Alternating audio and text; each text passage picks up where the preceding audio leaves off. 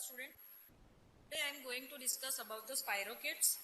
So these are basically the bacteria, but how they are differ from gram-positive, gram-negative and mycobacteria. These spirochetes are thin, flexible, elongated, spirally coiled helical bacilli.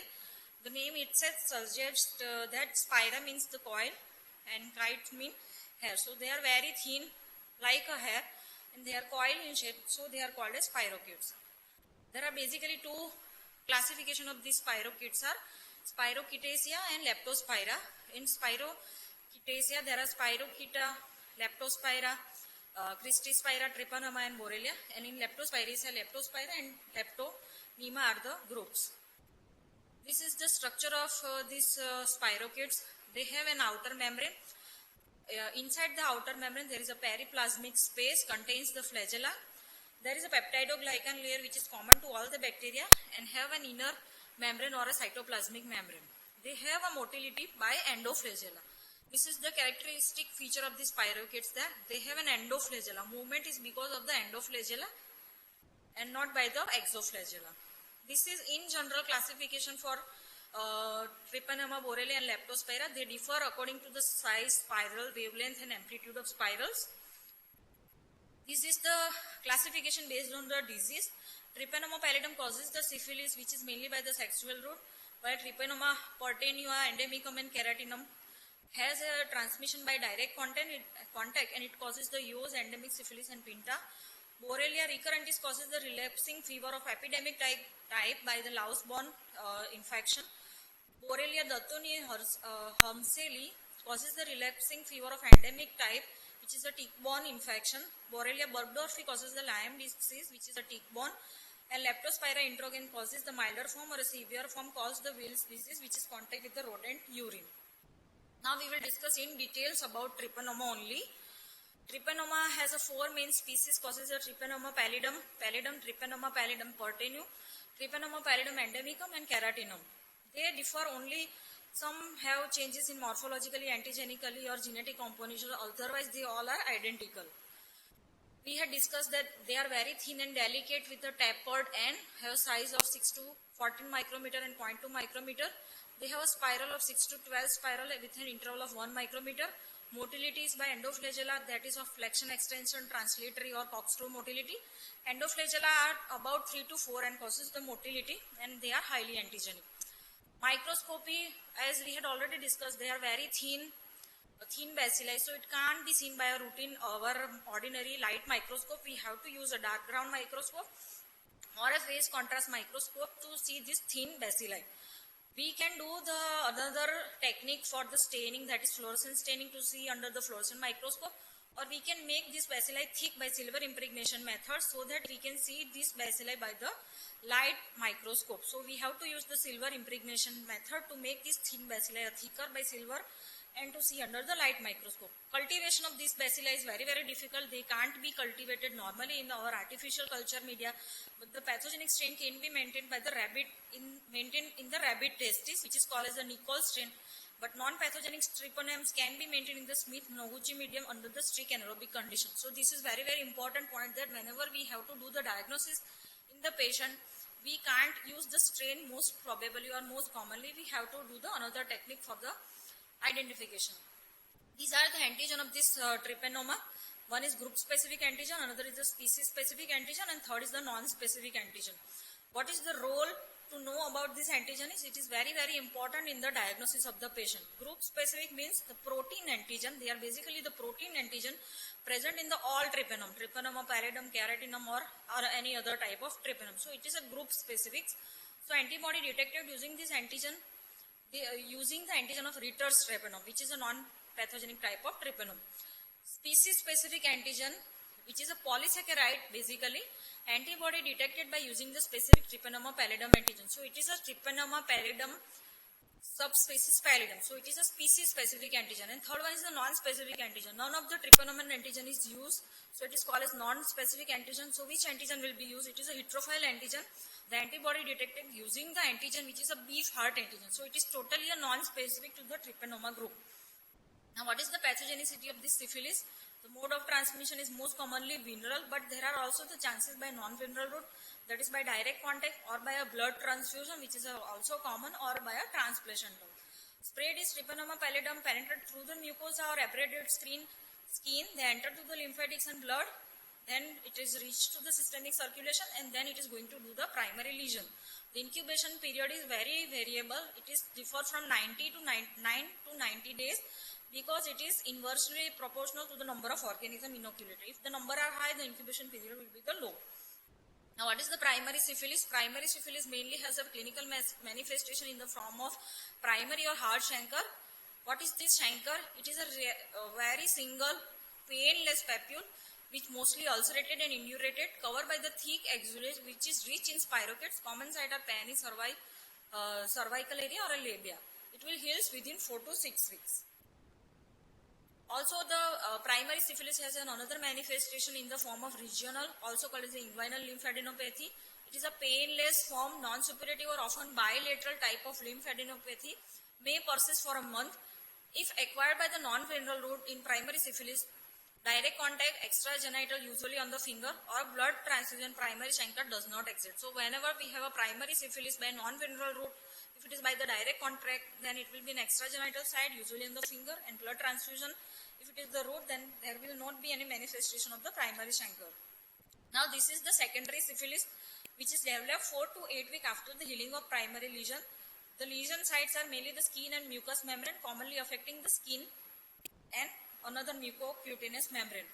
So it will be in the form of condyloma lata. The mucocutaneous papules coalesce to form a large pink to grey lesions in warm, moist, intertriginous area like perianal region, vulva or scrotum. Mucous patches, mainly the superficial mucosal erosion, will be seen. Now this is another manifestation, that is the latent syphilis. Absence of clinical manifestation of the syphilis with positive serological test and normal CSF finding. So when we will call the latent syphilis, patient will not have a primary syphilis type of manifestation, but whenever we are doing the serological test, it will be positive, and the CSF finding for this syphilis by VDR or RPR test will be the negative.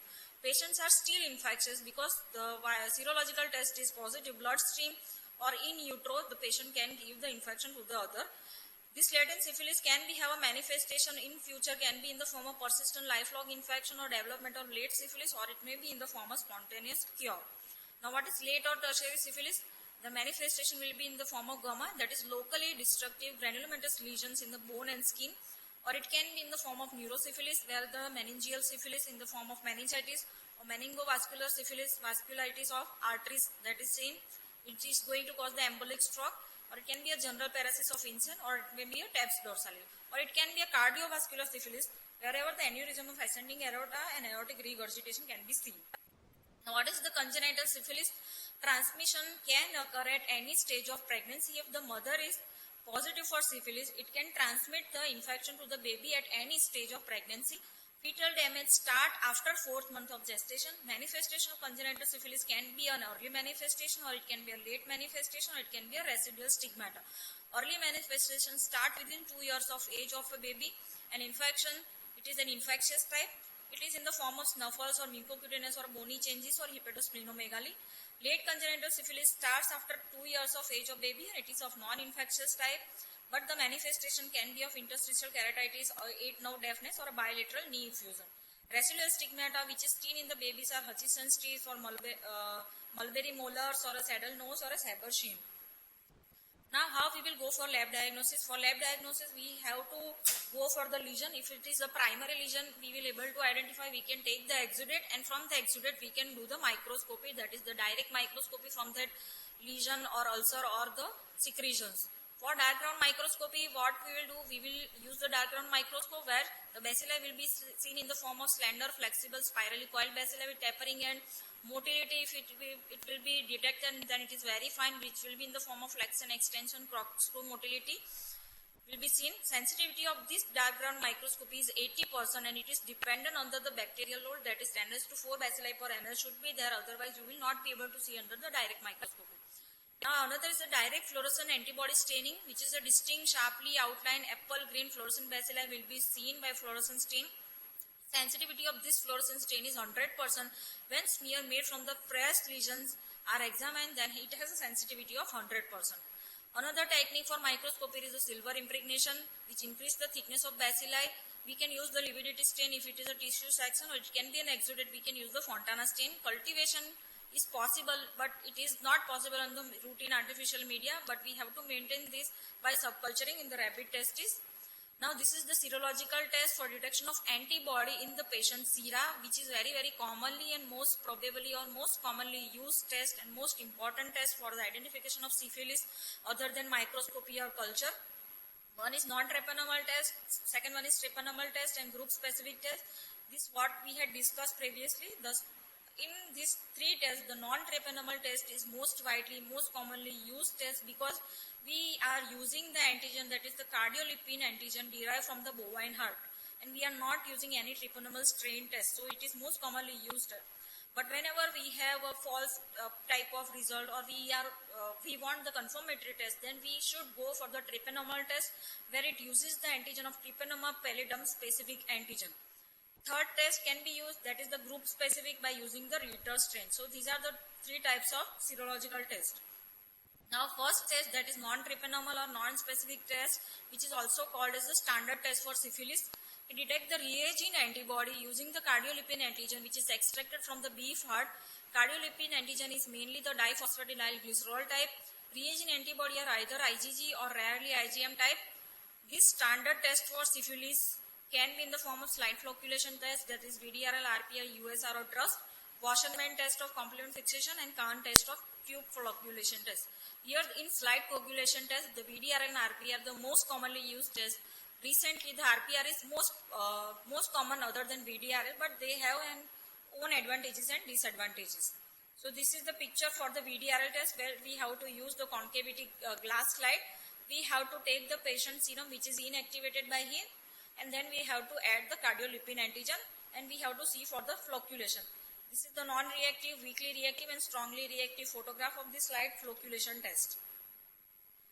So what is the VDRL test? We have to use an inactivated serum, a drop of VDRL antigen, then we have to rotate this concavity slide at 180 RPM for 4 minutes on the rotor, and then we have to examine under the microscope. This is the point that we have to remember in VDRL test, that we have to use an inactivated serum and we have to see the result in the microscope.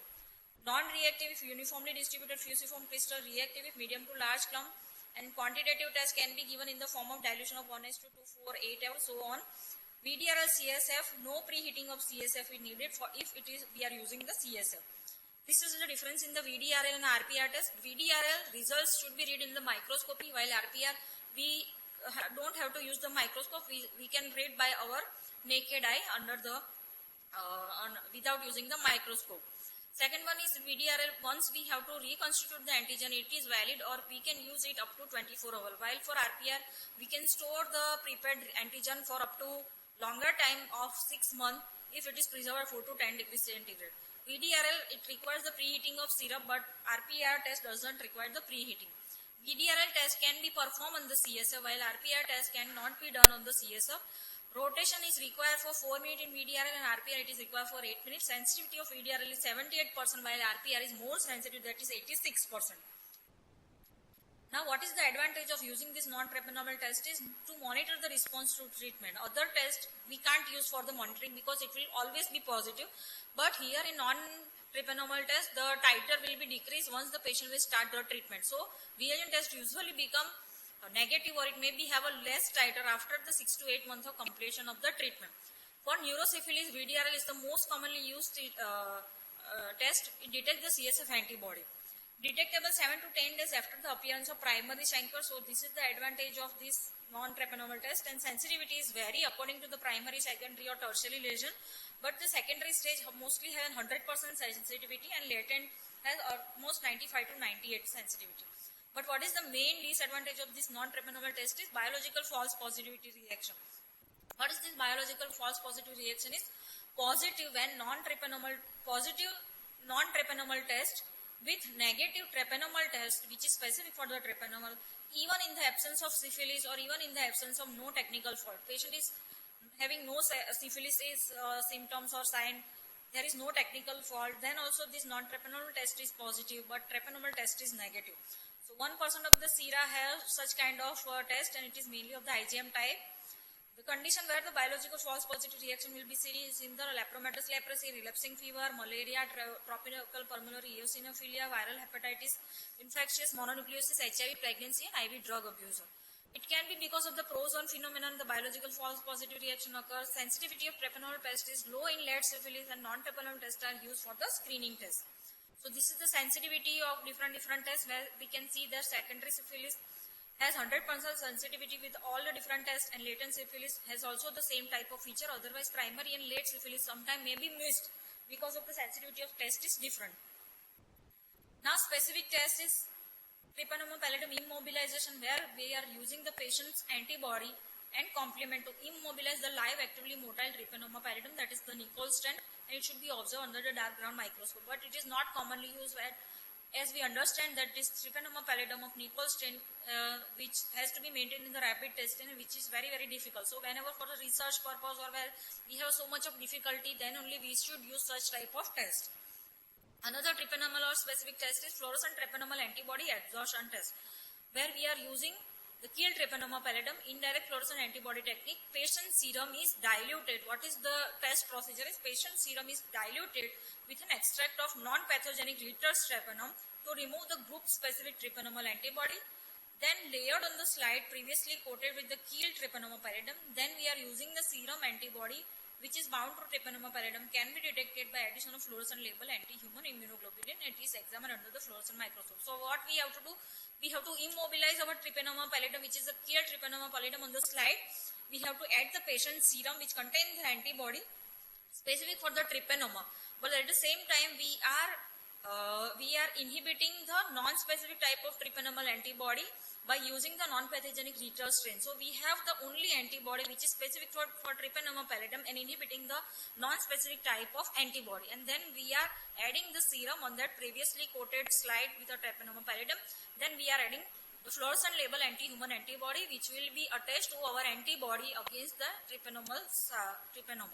And it is examined under the fluorescent microscopy. So on the microscope or on the slide we have a treponema.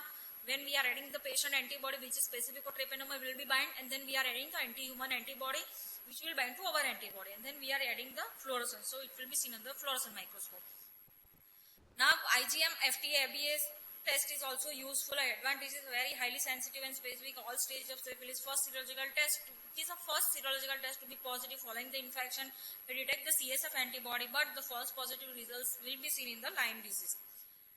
Another is treponema pallidum heme agglutination test, which is common with the other type of heme agglutination test that we are doing. Another treponemal test is enzyme immunoassay, Western blot, group specific test, and molecular test can be done. Now, congenital syphilis. How we will go for diagnosis of congenital syphilis? One is definitive diagnosis and one is presumptive diagnosis. Definitive diagnosis is by demonstration of treponema pallidum directly by diagram microscope of umbilical cord or placental nasal discharge of skin lesion material. Presumptive diagnosis, when we can go for presumptive diagnosis, when the infant is born to a mother who had syphilis at the time of delivery, regardless of finding in the infant, it is a presumptive diagnosis. Second one is the reactive treponemal test is seen in the infant, then it is a presumptive diagnosis. Definitive is when we are identifying the treponema pallidum, it is definitive. It is presumptive when we are suspecting because of the reactive treponemal test or because of the mother is positive. Now, diagnosis of congenital syphilis, one of the following additional criteria we have to do for diagnosis. One is clinical signs and symptom of congenital syphilis is present. Second is abnormal CSF finding are there without other cause of the CSF finding, positive CSF finding. There is no other reason suspected other than the syphilis. Third is reactive EDRL CSF test is positive. Reactive IgM antibody test specific for syphilis is positive. Or presence of specific IgM in neonatal serum is confirming the diagnosis. If it is IgM, it is always be of a baby and it will never be of mother because it can't cross the placenta. Now what is syphilis and HIV? Both syphilis and HIV affect each other's pathogenesis. Whenever the patient is having the HIV, the finding of syphilis will be difficult. If it is a patient is syphilis, the HIV will be difficult to diagnose. So problems in the diagnosis of syphilis in HIV infected people are confusing clinical picture will be seen in HIV positive patient. Lack of serological response because HIV is always an immunosuppressed condition, so serological test may be variable. Unusually high titers in non-treponemal test will be seen. Failure of non-treponemal test titer to decline even after treatment, so it is very confusing. And disappearance of treponemal test reactivity over time, so this is also confusing. So syphilis and HIV, both if it is present, then it can affect each other's pathogenicity.